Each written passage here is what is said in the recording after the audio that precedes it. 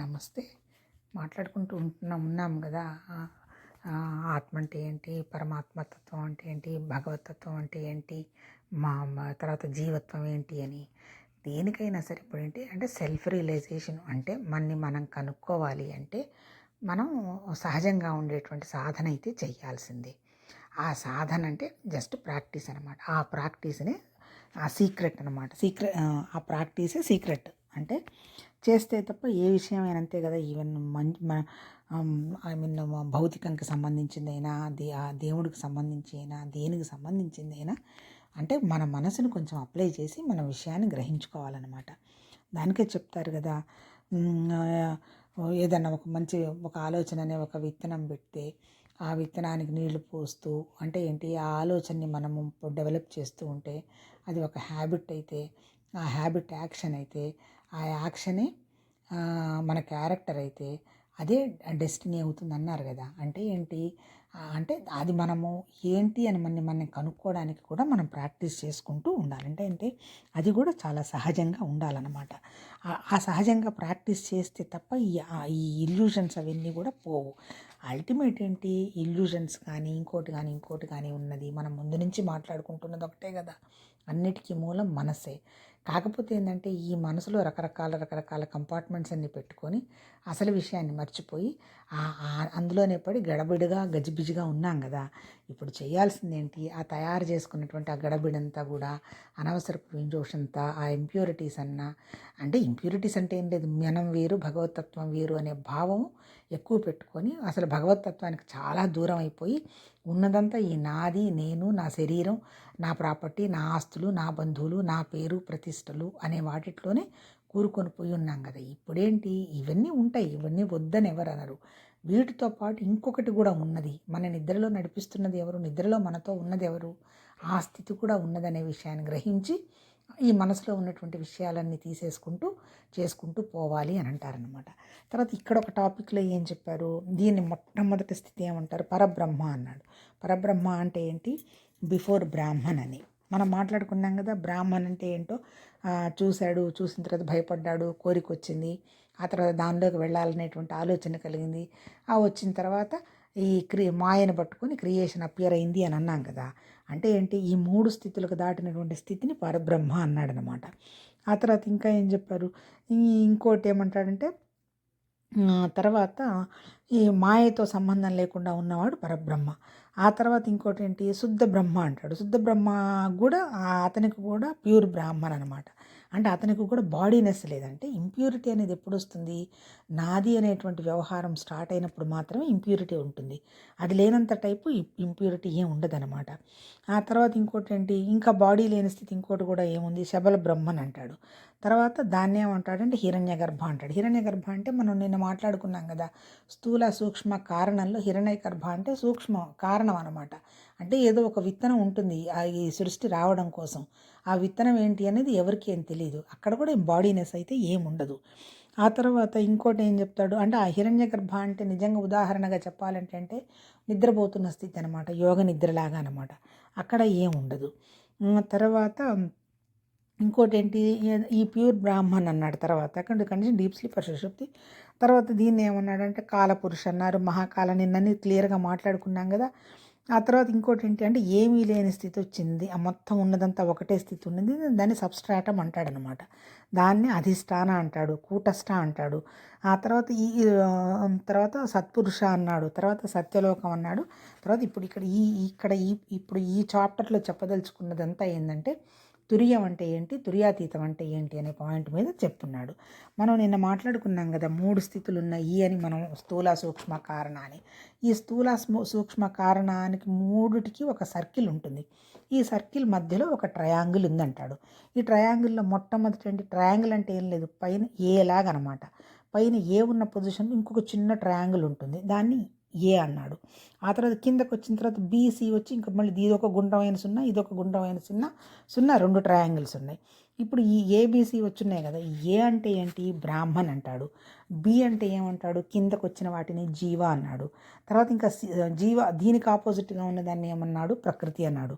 అంటే ఏంటి, ఒక సున్నా లాంటి దాంట్లో ఒక ఏలాగా ఉన్న దాంట్లో పైన వచ్చి ఏ, కింద వచ్చి బి, కింద వచ్చేసి ఈ సున్నా మొత్తం వచ్చేసేమో ఆ దాటిన స్థితిని తురియ స్థితి అని అంటాడనమాట. ఈ 3 స్థితులు అంటే ఏంటి, బ్రాహ్మణు, జీవాసి, ఈ 3 మళ్ళీ ఎక్కడున్నాయి, మళ్ళీ మనలోనే ఉన్నాయి. Drawn in the purpose of. ఆ తర్వాత ఈ ఈ 3 కలిపేసేసి మళ్ళీ ఏం రాస్తాడు, ఏ ఈజ్ బ్రాహ్మణ్ అంటాడు, బి వచ్చేమో జీవ అన్నాడు, సి వచ్చి నేచర్ అన్నాడు.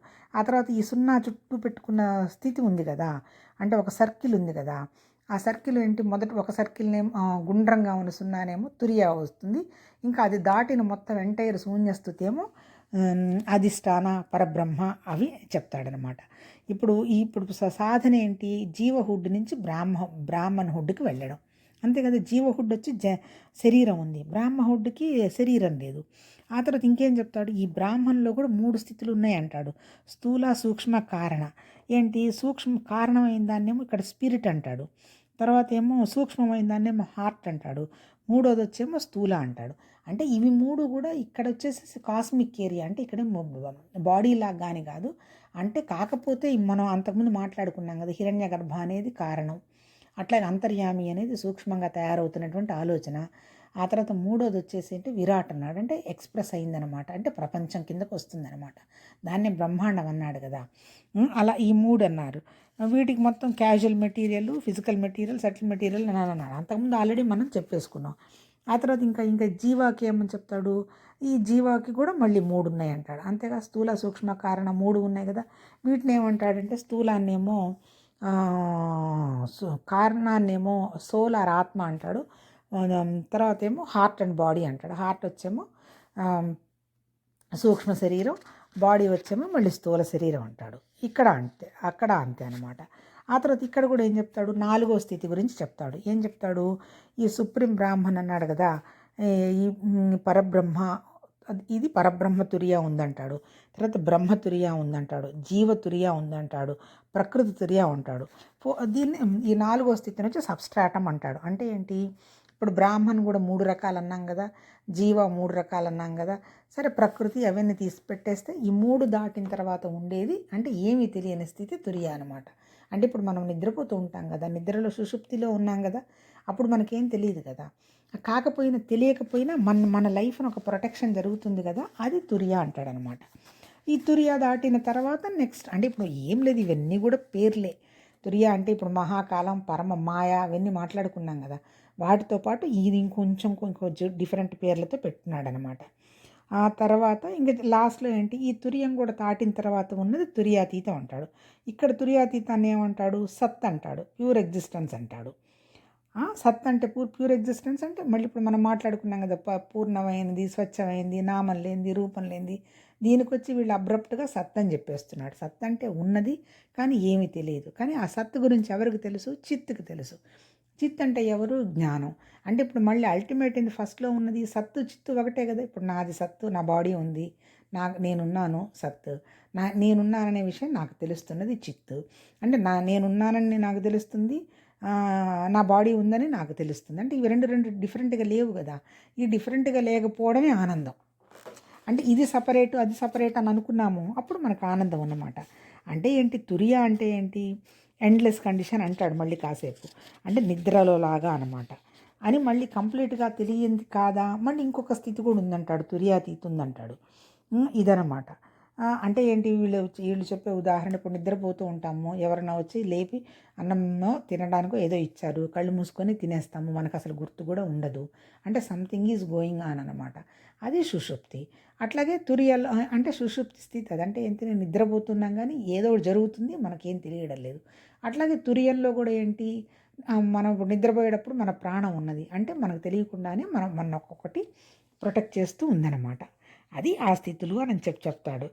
ఆ తర్వాత ఇది ఒకళ్ళలోనే ఉందా, కాదు, ప్రతి జీవిలో ఇంత చెప్తున్నాడు కదా. ఇప్పుడు బ్రాహ్మణంలో తురియం ఉన్నట్టే, జీవత్వంలో తురియం ఉన్నట్టే, ప్రతి జీవిలో కూడా అంటే మనకు తెలియనటువంటి ఒక తురియా స్థితి అయితే ఉంది అంటాడు.